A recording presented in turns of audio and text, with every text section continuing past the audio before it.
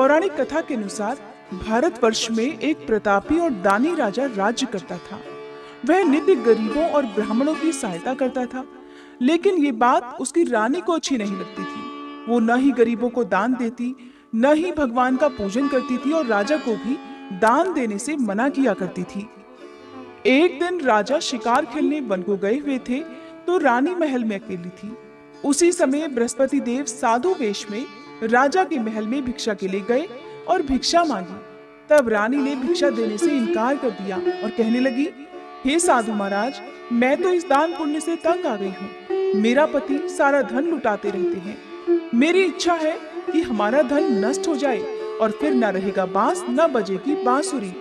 साधु ने कहा, देवी तुम तो बड़ी विचित्र हो। धन संतान तो सभी चाहते हैं, पुत्र और लक्ष्मी तो पापी के घर भी होनी चाहिए।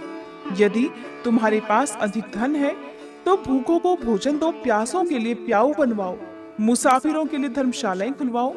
जो निर्धन अपनी कुंवारी कन्याओं का विवाह नहीं कर सकते, उनका विवाह करा दो। ऐसे और कई काम हैं जिनके करने से तुम्हारा यश लोक परलोक में फैलेगा। परंतु रानी पर उपदेश का कोई प्रभाव नहीं पड़ा। वो बोली, महाराज आप मुझे कुछ मत समझाइए। मैं ऐसा धन ही नहीं चाहती जो हर जगह बांटती फिरूं। तब साधु महाराज ने उत्तर दिया, यदि तुम्हारी ऐसी इच्छा है तो तथास्तु। तुम ऐसा करना कि बृहस्पतिवार को घर लीपकर पीली मिट्टी से अपना सिर धोकर स्नान करना, भट्टी चढ़ाकर कपड़े धोना। ऐसा करने से तुम्हारा सारा धन नष्ट हो जाएगा। इतना कहकर वे साधु महाराज वहां से आलोप हो गए। साधु के कहे अनुसार सभी बातों को पूरा करते करते रानी को केवल 3 बृहस्पतिवार ही बीते थे कि उसकी सारी समस्त धन संपत्ति नष्ट हो गई। अब भोजन के लिए राजा का परिवार तरसने लगा। तब एक दिन राजा ने रानी से कहा कि हे रानी, तुम यहीं रहो, मैं दूसरे देश को जाता हूँ, क्योंकि यहाँ पर सभी लोग मुझे जानते हैं, इसलिए मैं कोई छोटा कार्य यहाँ नहीं कर सकता। ऐसा कहकर राजा परदेश चला गया। वहाँ वह जंगल से लकड़ियां काट कर लाता और शहर में बेचता। इस तरह वह अपना जीवन व्यतीत करने लगा। इधर राजा के परदेश जाते ही रानी और दासी दुखी रहने लगी। एक बार जब रानी और दासी को 7 दिन तक बिना भोजन के रहना पड़ा, तो रानी ने अपनी दासी से कहा, हे दासी, पास ही के नगर में मेरी बहन रहती है, वह बड़ी धनवान है। तू उसके पास जा और कुछ ले आ, ताकि थोड़ी बहुत गुजर बसर हो जाए। तब दासी रानी की बहन के पास गई। उस दिन गुरुवार था और रानी की बहन उस समय बृहस्पतिवार व्रत की कथा सुन रही थी। दासी ने रानी की बहन को अपनी रानी का संदेश दिया, लेकिन रानी की बड़ी बहन ने कोई उत्तर नहीं दिया। जब दासी को रानी की बहन से कोई उत्तर नहीं मिला तो वह बहुत दुखी हुई और उसे क्रोध भी आया। दासी ने वापस आकर रानी को सारी बात बता दी। सुनकर रानी ने अपने भाग्य को बहुत कोसा। उधर रानी की बहन ने सोचा कि मेरी बहन की दासी आई थी, परंतु मैं उससे नहीं बोली, इससे तो वह बहुत दुखी हुई होगी। कथा सुनकर और पूजन समाप्त करके वह अपनी बहन के घर आ गई और कहने लगी, हे बहन, मैं बृहस्पतिवार का व्रत कर रही थी, तुम्हारी दासी मेरे घर आई थी, परंतु जब तक कथा होती है तब तक न तो उठते हैं और न ही बोलते हैं, इसलिए मैं नहीं बोली। कहो दासी क्यों गई थी? रानी बोली, बहन तुमसे क्या छुपाऊं, हमारे घर में खाने को अनाज नहीं था। ऐसा कहते कहते रानी की आंखें भर आई। उसने दासी समेत पिछले 7 दिनों से भूखे रहने की बात अपनी बहन को विस्तार पूर्वक सुना दी। रानी की बहन बोली, देखो बहन, भगवान बृहस्पति देव सभी की मनोकामनाएं पूर्ण करते हैं। देखो शायद तुम्हारे घर में अनाज रखा हो।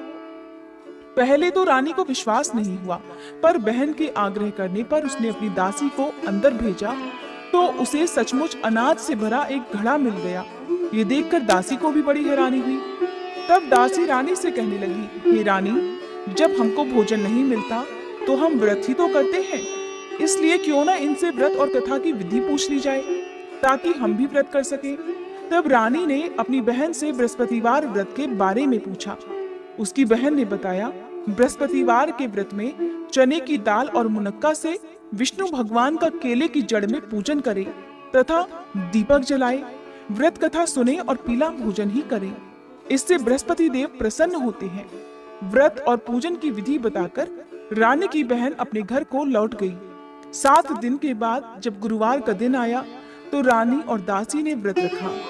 घुड़साल में जाकर चना और गुड़ लेकर आई।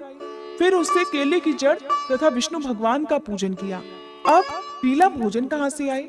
इस बात को लेकर दोनों बहुत दुखी थी। क्योंकि उन्होंने व्रत रखा था, इसलिए बृहस्पति देव उनसे प्रसन्न हुए और वे एक साधारण व्यक्ति का रूप धारण कर 2 थालों में सुंदर पीला भोजन दासी को दे गए। भोजन पाकर दासी बहुत प्रसन्न हुई और फिर रानी के साथ मिलकर भोजन ग्रहण किया। उसके बाद वे सभी गुरुवार को व्रत और पूजन करने लगी। बृहस्पति भगवान की कृपा से उनके पास फिर से धन संपत्ति आ गई, परंतु रानी फिर से पहले की तरह आलस्य करने लगी। तब दासी बोली, देखो रानी, तुम पहले भी इसी प्रकार आलस्य करती थी, तुम्हें धन रखने में कष्ट होता था, इस कारण सभी धन नष्ट हो गया। अब जब भगवान बृहस्पति की कृपा से हमें धन मिला है तो तुम्हें फिर से आलस्य होता है। रानी को समझाते हुए दासी ने कहा, हे रानी, बड़ी मुसीबतों के बाद हमने ये धन पाया है, इसलिए हमें दान पुण्य करना चाहिए, भूखे मनुष्यों को भोजन कराना चाहिए और धन को शुभ कार्यों में खर्च करना चाहिए, जिससे तुम्हारे कुल का यश बढ़ेगा, स्वर्ग की प्राप्ति होगी और पितर भी प्रसन्न होंगे। दासी की बात मानकर रानी अपना धन शुभ कार्यों में खर्च करने लगी, जिससे पूरे नगर में उसका यश फैलने लगा। उधर राजा दुखी होकर जंगल में एक पेड़ के नीचे आसन जमाकर बैठ गया। वह अपनी दशा को याद करके व्याकुल होने लगा। वह दिन बृहस्पतिवार का था। एकाएक उसने देखा कि निर्जन वन में एक साधु प्रकट हुए। वह साधु वेश में और कोई नहीं बल्कि स्वयं बृहस्पति देवता थे। लकड़हारे के सामने आकर बोले, हे लकड़हारे, इस सुनसान जंगल में तू चिंता मगन क्यों बैठा है? लकड़हारे ने दोनों हाथ जोड़कर प्रणाम किया और उत्तर दिया, महात्मा जी, आप तो सब कुछ जानते हैं, मैं क्या कहूँ। ऐसा कहकर राजा रोने लगा और साधु को अपनी आत्मकथा सुनाई। तब महात्मा जी ने कहा, तुम्हारी स्त्री ने बृहस्पति के दिन बृहस्पति भगवान का निरादर किया है, जिसके कारण रुष्ट होकर उन्होंने तुम्हारी ये दशा कर दी। अब तुम चिंता को दूर करके मेरे कहने पर चलो तो तुम्हारे सभी कष्ट दूर हो जाएंगे और भगवान पहले से भी अधिक संपत्ति देंगे। तुम बृहस्पति के दिन कथा किया करो, 2 पैसे के चने मुनक्का लाकर उसका प्रसाद बनाओ और शुद्ध जल से लोटे में शक्कर मिलाकर अमृत तैयार करो।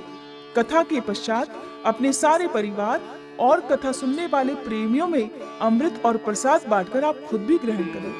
ऐसा करने से भगवान बृहस्पति देव तुम्हारी सब मनोकामनाएं पूर्ण करेंगे। साधु के ऐसे वचन सुनकर लकड़हारा बोला, हे प्रभु, मुझे लकड़ी बेचकर इतना पैसा नहीं मिलता जिससे भोजन करने के बाद मैं कुछ बचा सकूं, और मैंने रात्रि में अपनी स्त्री को व्याकुल देखा है।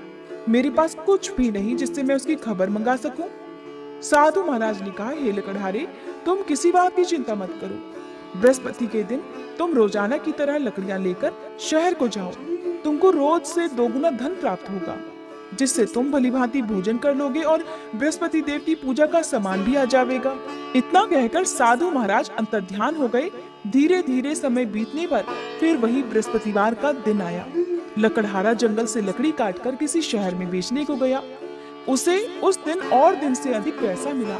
राजा ने चना गुड़ आदि लाकर गुरुवार का व्रत किया। उस दिन से उसके सभी क्लेश दूर हुए, परंतु जब दोबारा गुरुवार का दिन आया तो वह बृहस्पति देव का व्रत करना भूल गया। इस कारण बृहस्पति भगवान नाराज हो गए। उस दिन उस नगर के राजा ने विशाल यज्ञ का आयोजन किया तथा शहर में ये घोषणा करा दी कि कोई भी मनुष्य अपने घर में भोजन ना बनावे, ना आग जलावे। समस्त जनता मेरे यहाँ भोजन करने आवे और इस आज्ञा को जो नहीं मानेगा उसे फांसी की सजा दी जाएगी। इस तरह की घोषणा संपूर्ण नगर में करवा दी गई। राजा की आज्ञा अनुसार शहर के सभी लोग भोजन करने गए, लेकिन लकड़हारा कुछ देर से पहुंचा, इसलिए राजा उसको अपने साथ घर लेवा ले गए और ले जाकर भोजन करा रहे थे तो रानी की दृष्टि उस खूंटी पर पड़ी जिस पर उसका हार लटका हुआ था। उस समय वह हार वहां पर दिखाई नहीं दिया तो रानी ने निश्चय किया कि मेरा हार इसी मनुष्य ने चुरा लिया है, और उसी समय सिपाहियों को बुलवाकर उसको कारागार में डलवा दिया। इधर जब लकड़हारा कारागार में पड़ गया तो बहुत दुखी होकर विचार करने लगा कि न जाने कौन से पूर्व जन्म के कर्म से मुझे ये दुख प्राप्त हुआ है, और दुखी होकर उसी साधु को याद करने लगा जो कि